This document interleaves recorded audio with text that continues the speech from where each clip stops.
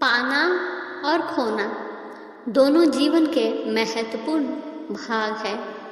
जीवन भर व्यक्ति कुछ पाता है तो कुछ खोता है। कभी धन खोता है तो कभी सम्मान, कभी मित्र खोता है तो कभी अभिमान। किंतु खोना बुरी बात नहीं है, क्योंकि खोने के साथ ही वो आपको एक अमूल्य सीख दे जाता है कि कैसे उसे दोबारा ना खोया जाए।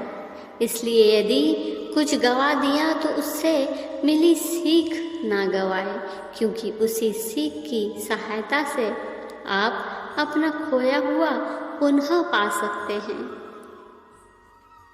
कितना ही सुंदर पुस्तक हो, कवर को देख के पुस्तक की गुणवत्ता नहीं जानी जा सकती।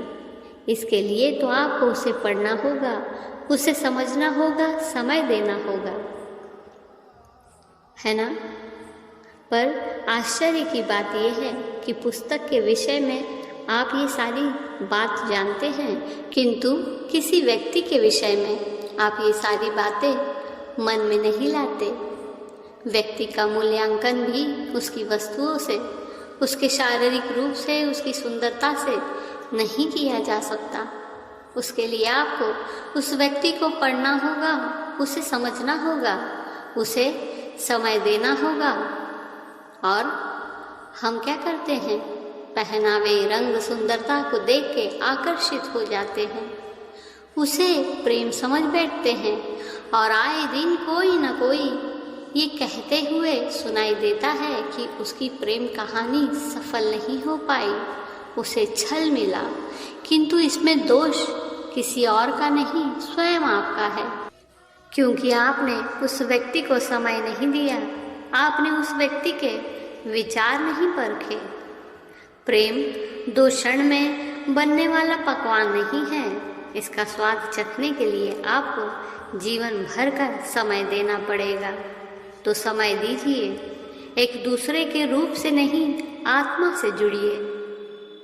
मनुष्य की सोच संसार का सबसे गहन या कहो सबसे कठिन भाव है।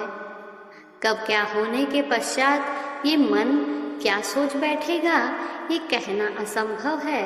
और यही सोच कई बार हमारे मन में हीन की भावना ले आती है। हम सदा हमसे ऊपर की श्रेणी के व्यक्ति को देखते हैं, उसके जीवन का विश्लेषण करते हैं और फिर स्वयं को हीन समझ लेते हैं।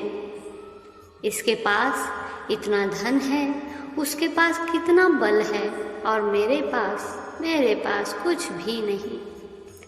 मैं कितना हीन व्यक्ति हूँ, संसार के लिए मैं कुछ भी नहीं हूँ। होता है ना ऐसा, किंतु ऐसा नहीं है। आपके पास भी बहुत कुछ है। पलट के देखिए, किसी भूखे व्यक्ति को केवल एक रोटी मिल जाए तो भले ही दूसरों के लिए वो अन्न का दाना होगा, किंतु उसके लिए वो भोज से कम नहीं है। इसलिए जब भी मन में हीन भावना जागे, अपनों की ओर देखिए, उनकी ओर पलटिए। आपको विश्वास हो जाएगा कि भले ही आप ये मानते हो कि इस संसार के लिए आप कुछ भी नहीं है, किंतु कुछ लोगों के लिए आप संपूर्ण संसार है। तो जो आपका संसार है उसमें प्रसन्न रहना सीखिए।